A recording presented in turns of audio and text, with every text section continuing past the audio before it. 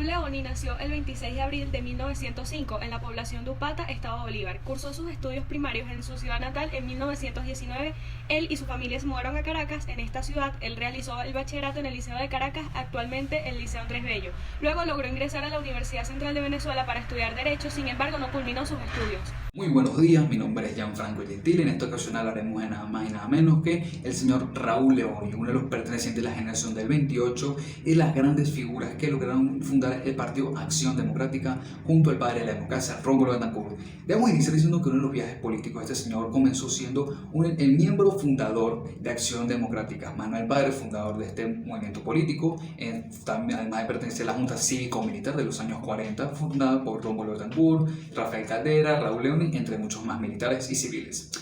Tras la trascendencia de este señor en la carrera política, se tuvo que dedicarse al ministro de Trabajo en la época de 1945 tras varios movimientos civiles que le dieron este cargo. Posteriormente, tras la erogación del presidente Marcos Pérez Jiménez, obtuvo el cargo como presidente del Ministerio de Comunicaciones de Venezuela. A la vez, tras caer en los años 1960, donde Rómulo Betancourt fue el presidente de la Nación de Venezuela, él se dedicó a ser tanto senador como vicepresidente de la República. Y posteriormente, en el año 1964, se juraría ante la Asamblea Nacional como el primer ministro de la Nación, así iniciando su mandato de 1964 hasta 1969, como se mencionó. Es un gran gobierno, el cual se recuerda con mucha prosperidad y tranquilidad, donde los movimientos económicos fueron verdaderamente señalables, en el sentido que se trascendió muy bien, además de que este caballero fue uno de los tantos presidentes y personas de historia que perteneció a la masonería, siendo este el grado 33, que se conoce como el grado mayor de la masonería. Muchísimas gracias. Obras públicas. Durante el tiempo que le tocó gobernar a Raúl Leoni, se inauguraron un sinfín de obras a lo largo y ancho del territorio venezolano. En gran medida, el éxito de ellas fue que se mantuvo en la cartera de obras públicas a Leopoldo Sucre, un ingeniero con una excelente preparación y que se venía desempeñando en este cargo desde el gobierno de Betancourt. Algunas obras destacadas en el gobierno de Raúl Leoni son: a primera etapa, la represa del Guri, el complejo de aluminio llamado Alcázar, la avenida Libertador, el distribuidor La Araña, el puente de Angostura, la planta petroquímica, el Tablazo, y se reconstruyeron y se mejoraron buenas vías terrestres, no solamente en la capital, sino también en el interior del país.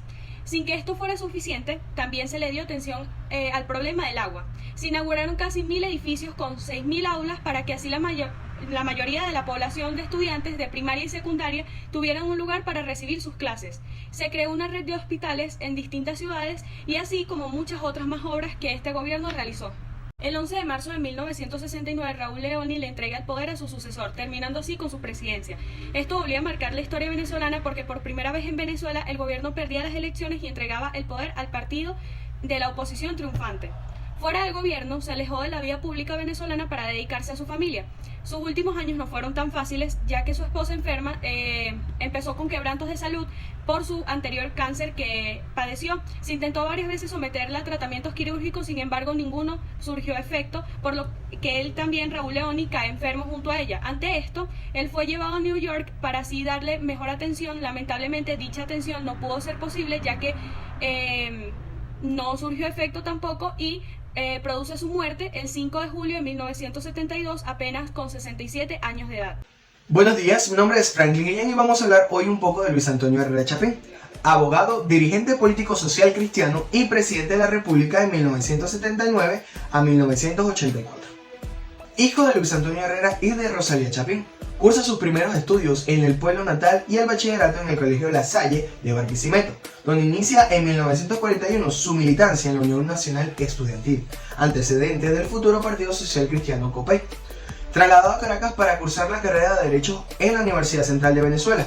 Fundado COPEI en 1946, Luis Herrera Chapín se convierte en uno de los dirigentes de su fracción juvenil entre 1946 y 1948, al tiempo que prosigue sus estudios universitarios. Ejercita el periodismo político en el seminario COPEI y en el diario El Gráfico. En 1948 es diputado de la Asamblea Legislativa del Estado portugués, preso en 1949 por un suelto de prensa de la Junta Militar que había suplantado al gobierno del presidente Rómulo Gallegos, que consideró irrespetuoso. Puesto en libertad, participó en la huelga universitaria de 1952, a raíz de la cual debió salir del destierro. Termina en España su carrera de Derechos y allí contribuyó a editar, junto con otros copellanos exiliados, Tiela, Triángulo Informativo Europa-Las Américas, periódico clandestino de oposición al general Marcos Pérez Jiménez. Ahora hablaremos sobre las acciones que llevó a cabo el abogado y político Luis Herrera Campins durante su primer y único periodo presidencial. Nos encontramos con una gran cantidad de decretos y leyes que no solo aprobó, sino que también manifestó de cierta forma agradable en la sociedad. En la historia existen grandes hazañas, y una de estas fue de la manera en la que Luis Herrera bloqueó y controló la corrupción, bajo los mejores métodos legales y seguros. La Ley Orgánica de Salvaguarda del Patrimonio Público. Luis Herrera fue un gran amante de los patrimonios culturales nacionales. El simple hecho de que fueran agredidos o dañados implicaba una sentencia legal para quienes agredieran. En pocas palabras, justicia para el arte. Es increíble ver cómo este hombre manifestó leyes, desde proteger la cultura nacional hasta controlar la corrupción. Un ejemplo de amor y querer el bienestar de la nación. Y esto se demuestra con su gran hazaña, el Metro de Caracas, que aunque en su actualidad se encuentra destruido y casi en la miseria, lo cierto es que en sus inicios fue una innovación total para Venezuela. El simple hecho de movilizarse de forma más efectiva y rápida fue darle una razón más a las personas para que amaran al expresidente. Hola de nuevo, muy buenos días nuevamente. Me vuelvo a presentar, soy Gianfranco Gentili. En este caso nos tocará hablar sobre Luis Herrera Campins, el gran presidente de los años 80, quien trajo a Venezuela y a Caracas el Metro de Caracas, para la redundancia claramente. En este caso hablaremos sobre el caso del Viernes Negro de 1983 específicamente. Bien, debemos comenzar entendiendo qué fue lo que sucedió con este mítico día donde las personas y el pueblo venezolano no sufrieron un ataque social, pero sí vieron su economía de cierta manera en peligro. Esto comenzando ya que Bolívar, la moneda nacional, sufrió una devaluación increíble para la época frente al dólar americano, es decir, el valor que tenía el bolívar junto al dólar empezó a decaer y a devaluarse de una manera que nunca antes las personas habían logrado ver en la historia de la economía venezolana.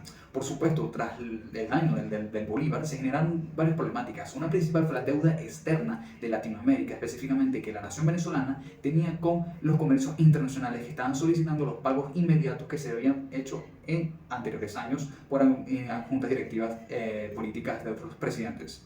Por supuesto, el petróleo también sufrió un declive inmenso del 30% de decadencia, donde se perdieron muchísimos ingresos, y la fuga de capitales, que fue una acción donde se perdió muchísimo dinero, miles de millones de dólares con respecto a venta y exportación de petróleo. Se puede decir que si Luis Herrera Campins fue un gran presidente, trajo innovación, leyes que protegían la cultura venezolana, nacional, increíble. Lamentablemente, el Viernes Negro no es algo que se le puede responsabilizar, debido a que algunas otras juntas directivas de la nación no supieron manejar o llevar a cabo el control de la deuda externa o probablemente manejar el negocio del petróleo. Sin embargo, el Viernes Negro fue un día desastroso para la economía venezolana, que tendría por consiguiente varias consecuencias a futuro, tanto en los años 90, 2000 y hasta el 2022. Muchísimas gracias.